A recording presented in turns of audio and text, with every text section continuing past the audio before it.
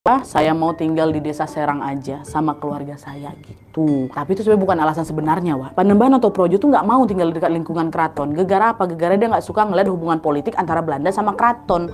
Soalnya kan salah satu poin perjanjian di perjanjian Giyanti itu, Wak, ya, mengharuskan Sri Sultan Hamengkubuwono bekerja sama Belanda. Nah, Bapak sebenarnya nggak setuju.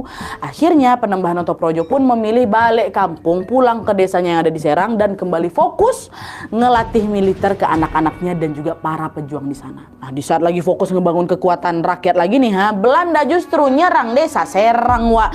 Dan disinilah untuk pertama kalinya baru Nyi Ageng Serang terjun ke medan pertempuran baru.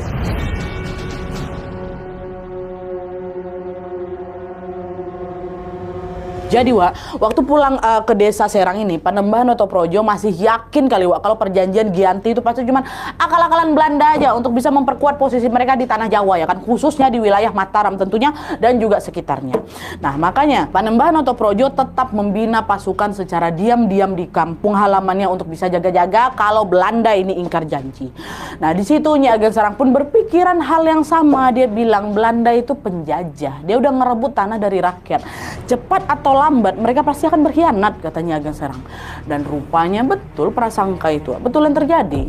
Karena tidak lama kemudian Belanda mulai menyerang wilayah-wilayah yang dianggap berpotensi melakukan perlawanan. Salah satunya apa? Itulah tempat tinggalnya Nyi Ageng Serang, desa Serang. Belanda ngerahin ratusan pasukannya ke sana, Wak. Terus mereka tembakin rumah-rumah warga di sana sampai bikin situasi di sana pun chaos sekali, katanya. Nah, Panembahan Notoprojo pun langsung mengomando semua rakyat yang ada di sana. Kan beliau kan ada di sana. Semuanya cepat masuk ke dalam hutan, katanya. Dan karena fisik Panembahan Notoprojo ini sudah tidak sekuat dulu lagi, dia nggak ikut bertempur, Wak. Dia bilang ke anak-anaknya, ke Putro Notoprojo sama ke Nyi Ageng Serang, kalian tolong pimpin pasukan, lindungi desa kita dari Belanda. Akhirnya disitulah, Wak, disitulah untuk pertama kali Putro Notoprojo dan Nyi Ageng Serang pun maju ke medan perang. Tanpa gentar dua kakak beradik ini pun mimpin pasukan dengan senjata seadanya. Mereka maju ke barisan terdepan sambil ngarahin dan juga menyemangati pasukan pejuang yang ada di belakang mereka.